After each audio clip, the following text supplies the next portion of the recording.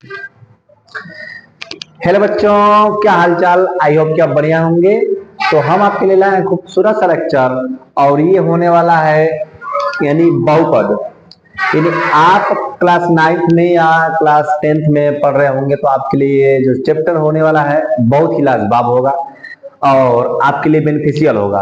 आप 9th में पढ़ रहे हो या फिर 10th में, डजंट मैटर, नहीं कोई बात नहीं, आपके लिए लाभदायक होगा। ठीक है, तो हम लोग क्या करते हैं कि बहुपद को स्टार्ट करते हैं और ये बहुत ही खूबसूरत सा चैप्टर है।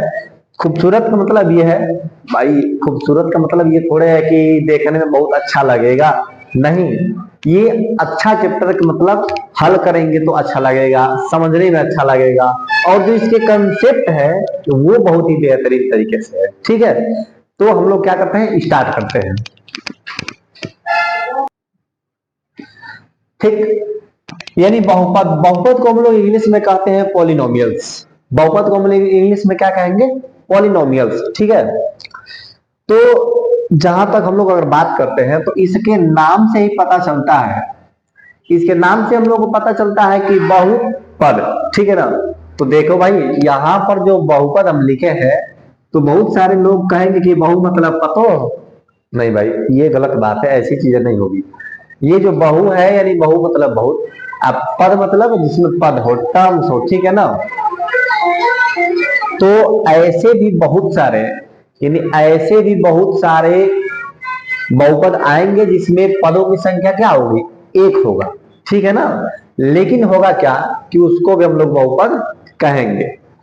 देखिए बहुपद आखिर में कहेंगे किसे, बहुपद,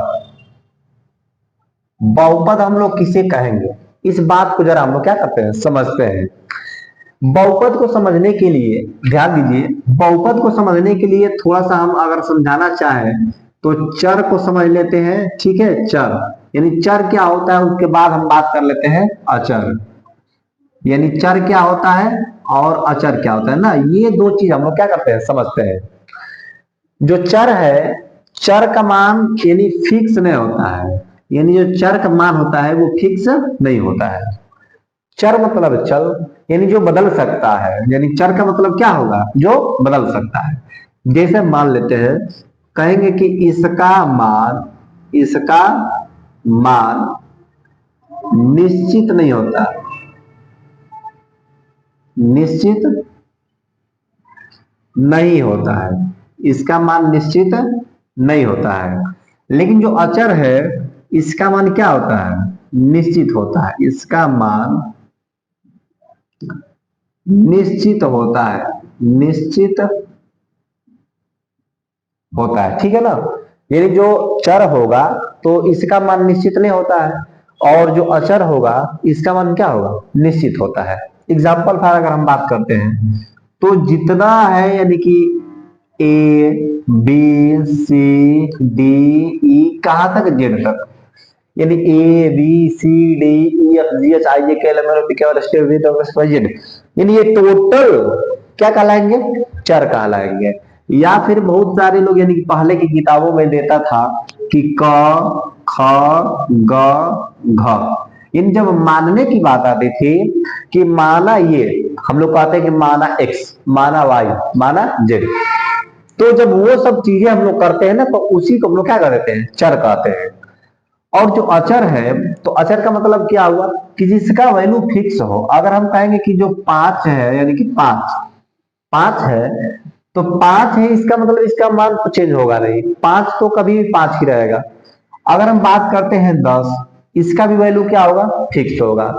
यानी कहने का मतलब अगर हम ले लेते हैं 100 या 102 105, यानी कुछ भी हम संख्या में लेते हैं उस चीज को हम लोग क्या कहते हैं, अचर कहते हैं, और इसको क्या कहते हैं हम लोग, चर कहते हैं। ठीक है, इतनी बात क्लियर हुआ। तो जब भी हम अगर हम चर की बात करते हैं, यानी चर, तो एक्स वाई जेड ये सब चीजें आएंगी। ठीक है, तो इसको हम लोग क्या कहेंगे, चर कहते हैं। इतनी बात क्लियर, ठीक है। ठीक है, अब इसके हम लोग आगे देखते हैं। ठीक है ना। जब हम लोग इसके आगे, ये तो मिटा दें हम, ठीक हो गया। चलिए, ये नोट करना है, जल्दी से नोट कर लो भाई, उसके बाद हम मिटा रहे हैं। जब हम लोग इसके आगे देखते हैं, ठीक है, तो अब हम लोग बात करते हैं, चर को अचर हो गया, कि भाई चर क्या होता है, अचर क्या होता है। अगर हम आपसे पूछें, अगर हम आपसे पूछेंगे, ठीक है भाई इंक ज्यादा पड़ गया, अगर पूछेंगे कि जो पाई है, पाई, ठीक है, जो पाई है वो क्या है, चर है या अचर है। अभी हम पूछेंगे कि जो पाई है वो चर है कि क्या है, अचर है। तो जब हम लोग केवल पाई लेते हैं, समझे ना, जब पाई लेते हैं तो क्या होगा, ये होगा चर। जब पाई लेंगे तो क्या होगा, चर होगा। और यही अगर हम पाई का मान ले लेते हैं, पाई का मान ले लेते हैं 22/7, 22/7, तो ये जो वैल्यू है ये क्या हो जाएगा, अचर हो जाएगा। मेरी बात आप कुछ समझ पाए भाई। जो ये पाई है हम कह सकते हैं ना कि माना, माना उसकी आयु पाई वर्ष। पाई का मतलब तो कोई संकेत हो गया, यानी पाई का मतलब क्या हो गया, संकेत हो गया।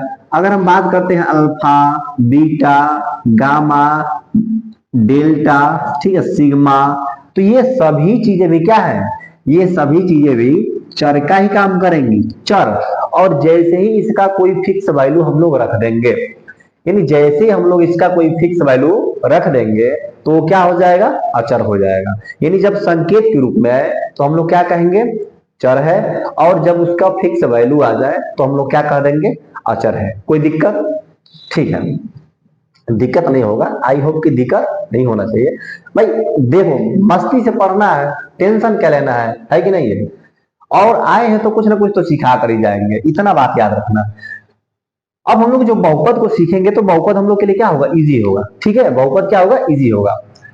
तो बहुपद होने के लिए, बहुपद होने के लिए कितने कंडीशंस होने चाहिए, बहुपद होने के लिए कितनी बातें होनी चाहिए, और वो बातें अगर लागू हो गई किसी बीजी व्यंजक में, व्यंजक आप समझते हैं ना, व्यंजक, ध्यान दीजिए, व्यंजक, व्यंजक, व्यंजक का मतलब कि जिसमें चर और अचर दोनों आ जाए। व्यंजक किसे कहेंगे भाई, तो जिसमें चर भी हो या फिर अचर भी हो, यानी चर और अचर से मिलकर बने, ध्यान दीजिए, यानी चर और अचर को अगर हम लोग मिला देते हैं तो क्या बन जाता है, व्यंजक बन जाता है। और उसमें कहीं ना कहीं यानी चिन्ह सम्मिलित होगा। चिन्ह का मतलब क्या होगा भाई, चिन्ह का मतलब जोड़, घटाना, गुणा और भाग, यानी चर, अचर और जोड़, घटाना, गुणा, भाग, मतलब कोई चिन्ह होगा, कोई ना कोई चिन्ह होगा। एग्जाम्पल अगर हम लेते हैं तो मान लीजिए कि 2x+3y+z, ये क्या हो गया, एक प्रकार का व्यंजक हो गया, ठीक है ना। इसमें देखिए चर ये है, ये भी चर है, ये भी चर है, और ये अचर है, अचर है, अचर है। यहाँ पर कुछ नहीं है, जेड के आगे तो क्या है भाई, एक है, समझे ना। और यहाँ पर जो प्लस है, प्लस है, आगे भी क्या है, प्लस है। तो इसको हम लोग क्या कर सकते हैं, व्यंजक कहेंगे, ठीक, व्यंजक कहेंगे। तो इस व्यंजक को अगर हम बात करते हैं तो इसमें चर और अचर दो आ जाएगा, ठीक है। तो कहेंगे क्या कि ऐसा बीजीय व्यंजक, ध्यान दो भाई, हम बहुपद का परिभाषा लिख रहे हैं, ठीक है ना। ऐसा बीजीय व्यंजक, व्यंजक समझ में आ गया, व्यंजक समझ में आया ना, जिसमें चर और अचर हो, केवल चर भी रहेगा तो कोई दिक्कत नहीं है। करके ऐसा बीजीय व्यंजक जिसमें, हाँ, अब ध्यान देंगे, ऐसा बीजीय व्यंजक जिसमें, अब कंडीशन नंबर एक ही चर हो, एक ही चर हो, यानी ऐसा बीजीय व्यंजक जिसमें एक ही चर हो, दूसरा चर की घात, चर का घात, चर की घात ना, चर की घात ऋणेत्तर पूर्णांक, ऋणेत्तर समझते हैं आप, ऋणेत्तर मतलब होता है धनात्मक, ऋणोत्तर मतलब धनात्मक। इन चर का घात जो है ना ऋणोत्तर पूर्णांक होना चाहिए, ऋणोत्तर पूर्णांक हो, मतलब क्या है, ध्यान दो भाई, कि भिन्न दशमलव, ये सब नहीं होना चाहिए। यानी जो चर का घात हो वो क्या, भिन्न और दशमलव नहीं होना चाहिए। कहने का मतलब चर की घात ऋणोत्तर पूर्णांक हो और भिन्न दशमलव नहीं होना चाहिए, ठीक है। और ये जो अंडर रूट है ना, यानी कि ये जो अंडर रूट है ये भी नहीं होना चाहिए, ये सब नहीं होना चाहिए, समझे ना। ठीक है। और तीसरा कह रहा है कि पदों की संख्या, पदों की, अच्छा देखो एक चीज और, चर चर का गुणांक वास्तविक संख्या हो, चर का चर का गुणांक वास्तविक वास्तविक संख्या हो, यानी चर का जो गुणांक होगा वो क्या होगा, वास्तविक संख्या होना चाहिए। और एक चीज है कि जो पदों की संख्या है, पदों की संख्या